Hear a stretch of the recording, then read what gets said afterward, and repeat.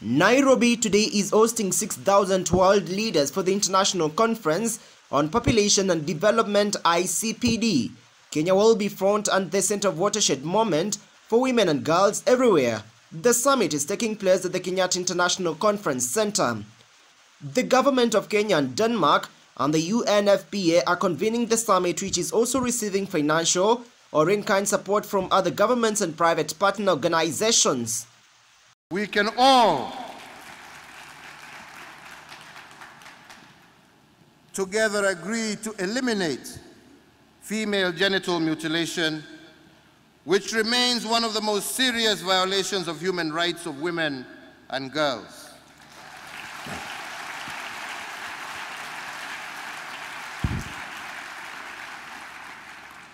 I would like to restate my personal commitment and that of the government of Kenya to providing the leadership necessary to ensure that this practice ends within this generation.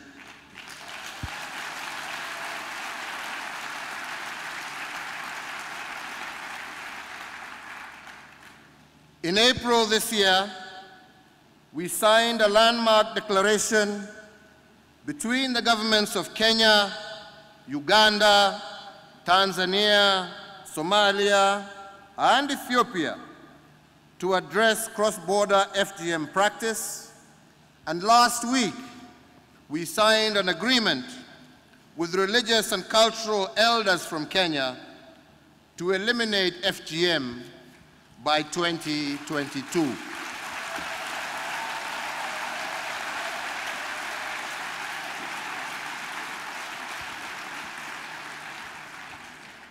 I also believe that we can all commit to eliminate violence against women and girls.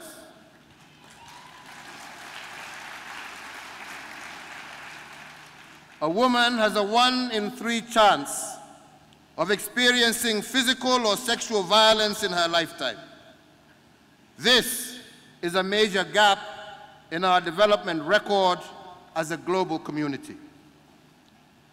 Since 1994, Kenya has enacted laws that focus on the eradication of gender-based violence and harmful practices, which include the Prevention Act against Domestic Violence of 2015.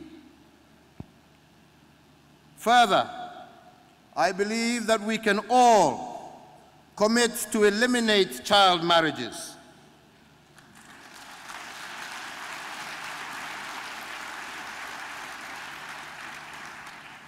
The percentage of young women between 20 and 24 years of age who are married before their 18th birthday has declined from 34% in 1994 to 25% in 2019. But the absolute number of girls under 18 who are at risk of child marriages is estimated at 10.3 million in 2019. In Kenya, 23% of girls are married before their 18th birthday. Early marriages denies our girls a chance to achieve their full potential in education and limits their social economic contribution. Kenya joins other nations in celebrating the progress made since Cairo. We have achieved universal access to free primary and secondary education, and indeed this year, we achieved 100% transition from primary to secondary education.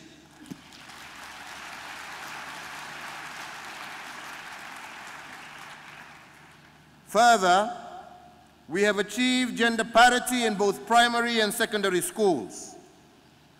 On health, I am happy to say that we have dramatically reduced child and infant mortality, and maternity services and health services for children below 1 year are free in all government health institutions.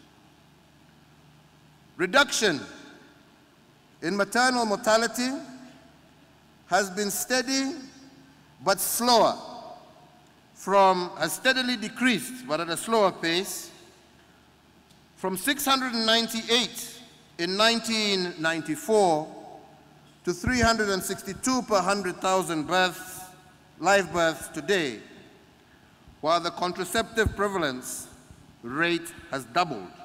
We are here today to once again rededicate ourselves to the commitments made in Cairo.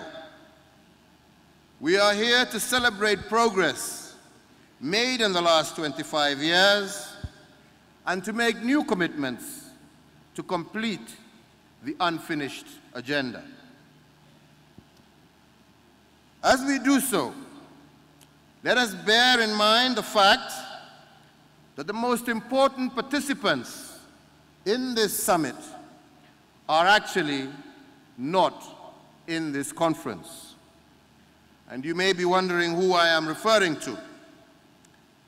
I am referring to the 1 in 5 women from all corners of the world that this year alone will experience gender-based violence, most likely from someone who is close to them.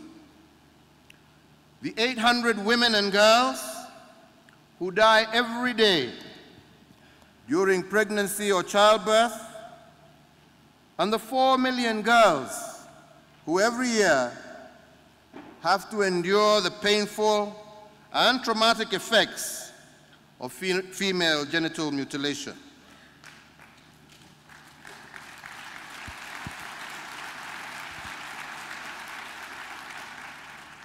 We are talking about the more than 33,000 girls who are married off every day before the age of 18, and the millions of unemployed youth with limited hope for their future.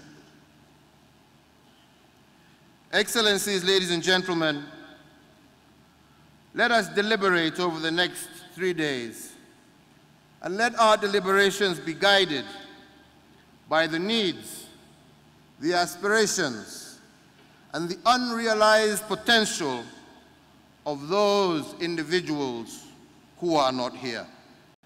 I also believe that we can also, together, commit to accelerate the reduction in maternal deaths. Progress has been much slower than projected in 1994. The death of a mother during pregnancy or while giving birth significantly reduces the chances of her children to survive and thrive.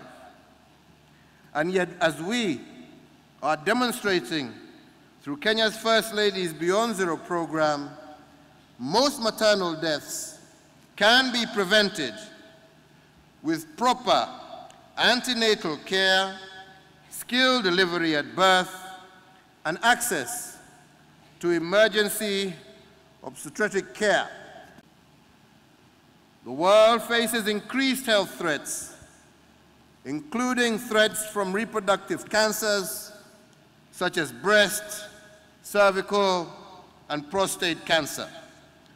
And there are also growing environmental pressures, including the urgent threat of climate change. This has made the commitments of Cairo more urgent and indeed more complex. To complete the unfinished agenda, therefore, requires us to develop new partnerships, mobilize political support, increase the level of international and domestic financing, and accelerate implementation of innovative and supportive interventions. Fortunately, there is a greater international commitment and cooperation to address these issues. The Sustainable Development Goals have provided a comprehensive international platform to systematically advance the Cairo agenda. We also have more scientific and research evidence on what works and better technologies to guide and support policy. Women are the backbone of the family and indeed the bedrock of a nation.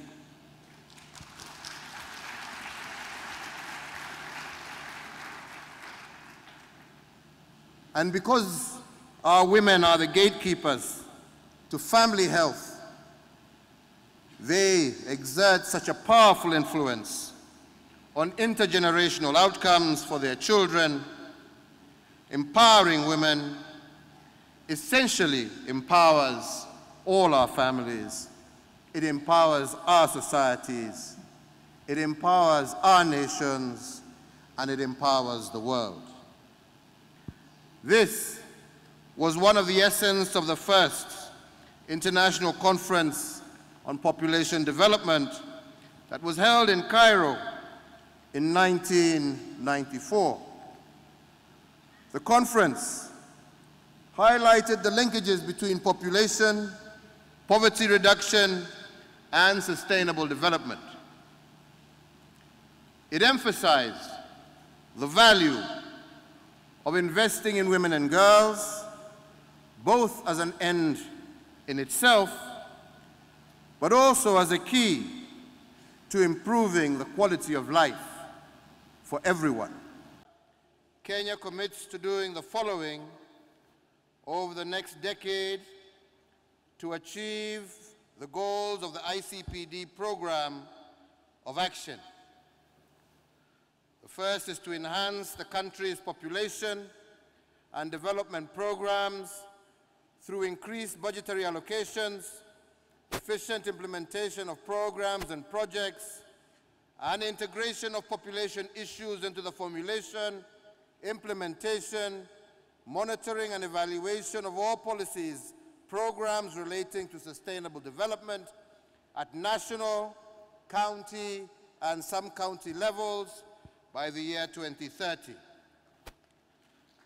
2, to ensure that all citizens attain the highest possible standard of health, and this will entail elimination of the following preventable maternal and newborn mortality: mother-to-child transmission of HIV, teenage pregnancy, and new adolescent and youth HIV infections by 2030.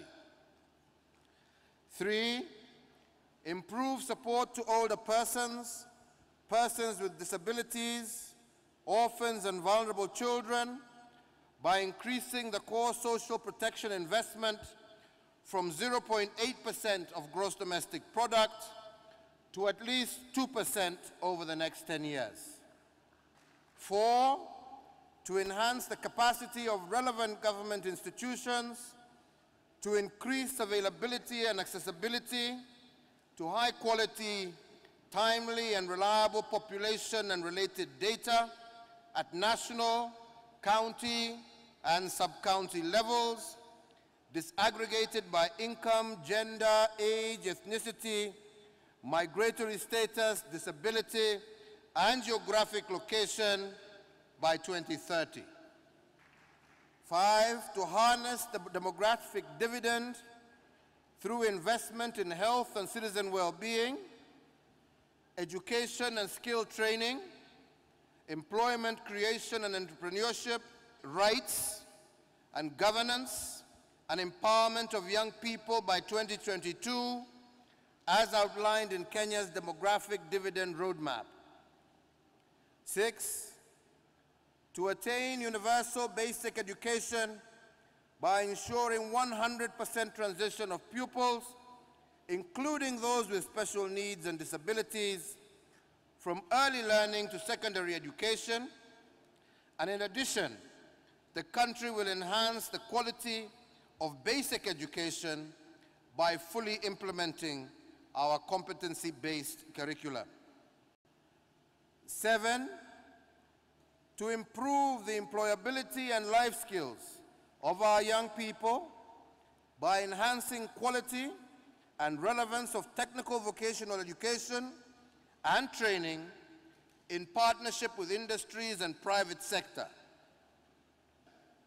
fully implement the competency-based curriculum so that learners are equipped with relevant competencies and skills from an early stage for sustainable development by 2030. 9, to eliminate female genital mutilation by 2022. In addition, the country will eliminate all forms of gender-based violence and harmful practices by 2030 through the strengthening of coordination mechanisms and addressing social, cultural norms that propagate these practices.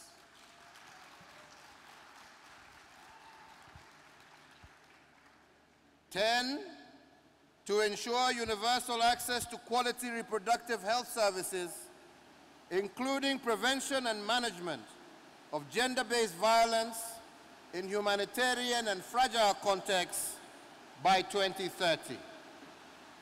And 11, to track, monitor the implementation of ICPD 25 Nairobi Summit commitments through the National Council for Population and Development in the State Department for Planning, provided that the commitments are in keeping with Kenya's constitution, socio-cultural values, and national ethos. Ladies and gentlemen, these are my and Kenya's commitment to accelerate the promises made in Cairo 25 years ago. We cannot return to a time when women had little say in reproductive issues, or for that matter, in any area of their lives. I think we can all agree that ICPD was a turning point, a defining moment in our history. In Cairo, the world articulated a bold new vision about the relationship between population, development, and individual well-being, and the empowering of women and meeting people's needs for education and health, including sexual and reproductive health, are necessary for both individual advancement and balanced development. And I think we can all agree and be thankful for that in 1994, we stood united on such a visionary and common agenda.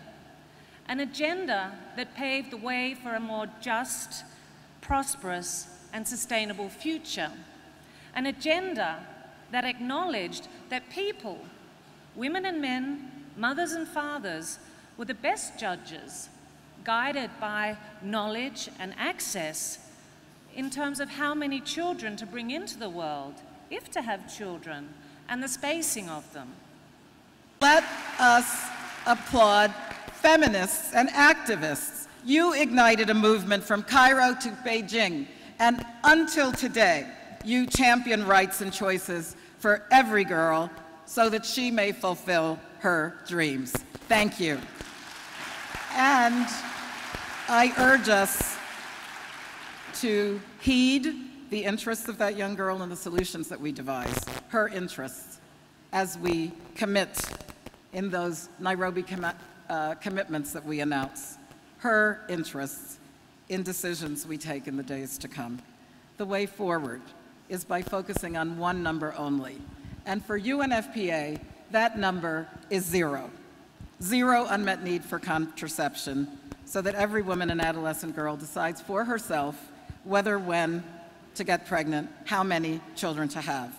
0 preventable maternal deaths, so that no woman will have to die for want of reproductive care. Denmark commits to continue being at the very front of the fight for the right of all women and girls, especially their sexual and reproductive health and rights. I am proud to announce, on behalf of my government, our commitment to continue to work for the ICPD agenda at both international and national level.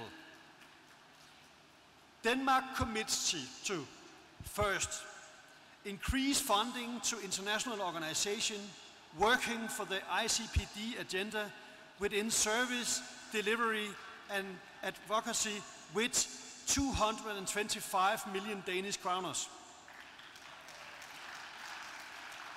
including an extra 100 million Danish kroner to UNFPA in 2019. That is close to $15 extra here and now in 2019 to the UNFPA.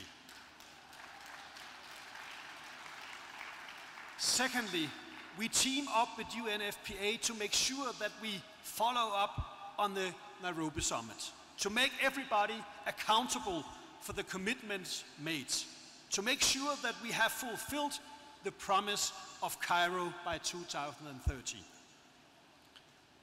Third, organize with UN Women a Nordic Youth Conference in Copenhagen in May as part of the preparation for Beijing Plus 25, with a view to continue the celebration and promotion of women and girls' rights. Fourth, at national level, launch a new nationwide counseling service for youth who are victims of dating violence. Fifth, at national level, make hymen reconstruction illegal to once and for all. Get rid of this harmful practice. An important partner in finishing the unfinished business of the ICPD in UN. The UNFPA management and staff reaffirm and renew our commitment to the full ICPD Programme of Action during this 25th anniversary year. We strive for a world where sexual and reproductive health and rights are fulfilled without discrimination, reaching the most vulnerable in the most complex situations. We recognize that the ICPD Programme of Action is unfinished business. In the spirit of the decade of action and delivery to achieve the Sustainable Development Goals in Agenda 2030, we commit to intensify our efforts and investments to lead global efforts to achieve 3 transformative goals. First, 0 preventable maternal deaths. Second, 0 unmet need for modern contraceptives. And third, 0 violence against women, including child marriage and female genital mutilation. As custodians of the ICPD Programme of Action, we commit to being a stronger voice for those whose voices often go unheard, including the most marginalized women, girls, and young people.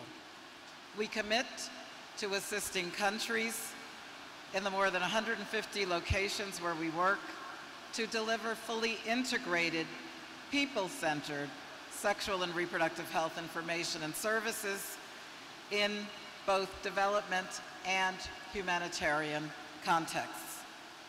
We will extend our UNFPA supplies program to 2030 and expand its scope as the main vehicle to end unmet need for modern contraceptives and increase the availability of essential reproductive health commodities. We commit to scaling up our prevention and response efforts to eliminate harmful practices against women and girls, including child marriage, female genital mutilation, and son preference within the global gender equality agenda. All of this takes adequate financial resources to meet the estimated gap of US $222 billion between 2020 and 2030. For achieving UNFPA's 3 zeros, we will accelerate our efforts to mobilize more diversified finances across the humanitarian development nexus to better meet the needs of affected populations. At the country level, we pledge to support country-led implementation of national commitments including through the United Nations Sustainable Development Cooperation Framework and the humanitarian response plans, and to harness United Nations and broader partnerships to achieve the 3 transformative results and the SDGs. We commit to support countries in addressing demographic change, including population aging and low fertility, based on human rights and to the best available evidence. Our ambitious, achievable commitments will help countries and partners to accelerate action to deliver fully and finally on the ICPD and 2030 agendas by ensuring rights and choices for all. We pledge to leave no one behind. Achieving gender equality and women's empowerment and upholding women's rights is a game changer for poverty reduction, inclusive growth, democratic governance, peace, and justice. The Sustainable Development Goals cannot and will not be achieved until women, girls, and young people are able to control their bodies and their lives and live a life free from fear and from violence. The power to choose the number, timing, and spacing of children is a human right that can bolster well-being, economic, and social development. And when people can exercise their rights, they thrive, and so do societies at large. When these rights are denied, people's ability to achieve their full potential is constrained, and economic and social progress is impeded. And that's why governments must invest in human capital throughout the life course, from birth to older age, and particularly in helping children and adolescents to develop their full potential. This also means giving young people a place at the table to contribute to the formulation, implementation, and evaluation of policies and programs, such as those that are related to job creation, employment, and in the end, the fulfillment of their aspirations.